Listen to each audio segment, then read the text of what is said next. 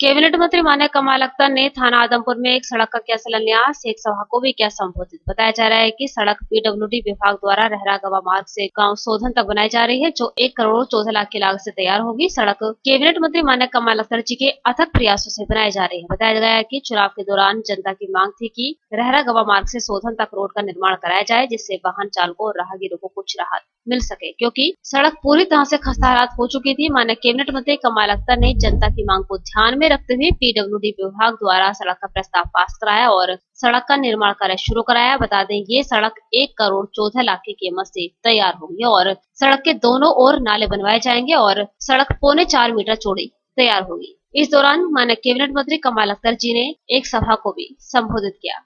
जब MSN news को संवाददाता ने कैबिनेट मंत्री मान्य कमाल अख्तर जी से वार्ता की तो उन्होंने एमएसएन न्यूज की टीम को बताया, हमारे क्षेत्र की सबसे महत्वपूर्ण सड़क थी जो 2 एरियो को, जो खादर और भूड़ को जोड़ने का काम करती थी और बहुत समय से मांग थी।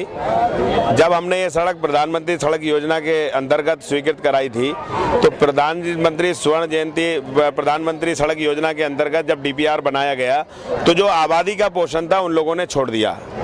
डीपीआर हम लोग देख नहीं पाए। टेंडर होने के बाद हम लोगों को पता चला कि आबादी का पोर्शन उसके अंदर छोड़ दिया, क्योंकि इस हसनपुर आदमपुर हमारे क्षेत्र का दिल है और आदमपुर के अंदर आने वाला जितना भी देहात है वो आदमपुर से बिजनेस का मामला हो या लोगों के इलाज का मामला हो या हर मामले से इस पूरे देहात जो है आदमपुर से जुड़ा होता है। आज माननीय मुख्यमंत्री जी का हम धन्यवाद देते हैं कि माननीय मुख्यमंत्री जी ने 1 करोड़ 14 लाख रुपए इस सड़क के लिए स्वीकृत किया।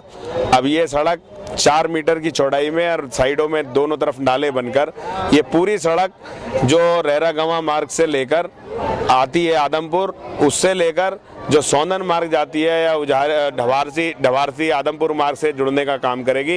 और मैं समझता हूं जो इस क्षेत्र के लोगों की मांग थी और इस गांव की जो सबसे बड़ी समस्या थी वो समाधान करने का हम लोगों ने काम किया है। दूसरा, इस क्षेत्र की एक और बड़ी समस्या थी, पूरा एरिया एक अकेले ढवारसी बिजली घर से ये चलता था और इस गाँव के अंदर बिजली घर एक होने की वजह से, ओवरलोड होने की वजह से गांव के लोगों को बहुत बिजली की समस्या का सामना करना पड़ता था। कभी कभी कई दिन के अंदर बिजली लोगों को मिलती थी, लेकिन हम लोगों ने यहाँ पर बिजली घर 132 भी स्वीकृत कराने का प्रयास कर रहे हैं और 3311 के भी हमारा बिजली घर चालू हो गया और 2-3 दिन में हम लोग उसका भी काम चालू करा देंगे।